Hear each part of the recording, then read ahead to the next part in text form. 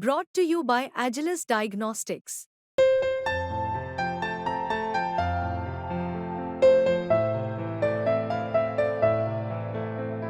Agilus Diagnostics.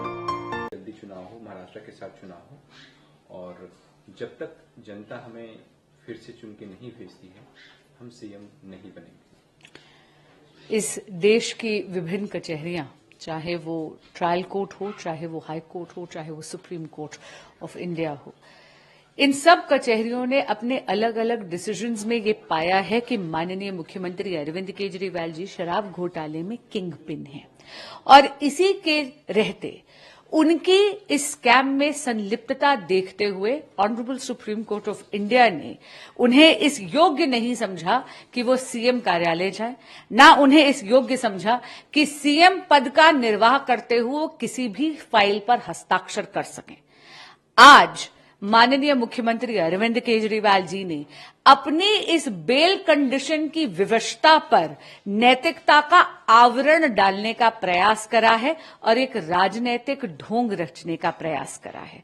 लेकिन दिल्ली की जनता बहुत समझदार है। दिल्ली की जनता ये जानती है कि अगर उनको इस्तीफा देना ही था तो उनको 48 घंटे की आवश्यकता क्यों है? क्या उनके राजनीतिक दल में किसी प्रकार का सत्ता के मुंह को लेकर दंगल चल रहा है क्या? दिल्ली की जनता ये जानती है कि सड़क, पानी, बिजली, सुएज और ड्रेनेज, ये पांचों एस्पेक्ट्स ऐसे हैं जो कि केजरीवाल जी के अधिकार क्षेत्र में हैं, दिल्ली सरकार के अधिकार क्षेत्र में हैं।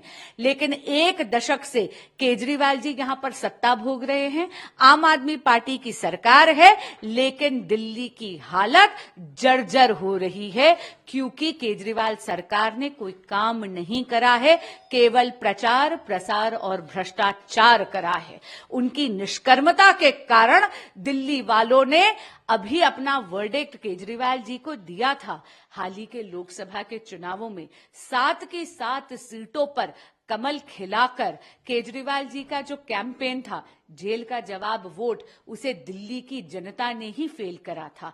और इसीलिए मैं आग्रह करना चाहूंगी माननीय मुख्यमंत्री अरविंद केजरीवाल जी को, आपको तो सुप्रीम कोर्ट ऑफ इंडिया का संकेत बहुत पहले समझ लेना चाहिए था। नैतिकता के आधार पर आपको तो इस्तीफा 177 दिन पहले दे देना चाहिए था। कृपया दिल्ली की जनता को अपनी विवशता को नैतिकता का आवरण दिखाकर दिल्ली की जनता को भ्रमित करने का प्रयास न करें। दिल्ली की जनता बहुत समझदार है।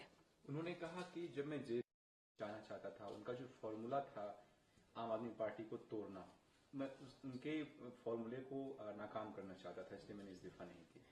बहुत दुर्भाग्यपूर्ण बात है कि माननीय मुख्यमंत्री अरविंद केजरीवाल जी, जिनको बार बार इस देश की कचहरियां शराब घोटाले का किंगपिन घोषित करती हैं, जिनकी अरेस्ट को सुप्रीम कोर्ट ऑफ इंडिया भी लीगल मानता है, वो भगत सिंह जी का हवाला देते हैं। ऐसे शहीद भगत सिंह जो हमारे स्वतंत्रता संग्राम के जननायक हैं। अरे उनकी दुहाई मत दीजिए, उनका नाम मलिन मत कीजिए। केजरीवाल जी, इस देश में एक संवैधानिक क्राइसिस, एक कॉन्स्टिट्यूशनल क्राइसिस, आपकी जिद जो थी कि मैं सरकार जेल से चलाऊंगा, उसके कारण थी। कॉन्स्टिट्यूशनल क्राइसिस पैदा करने वाले खुद स्वतंत्रता बचाने का हवाला कैसे दे सकते हैं?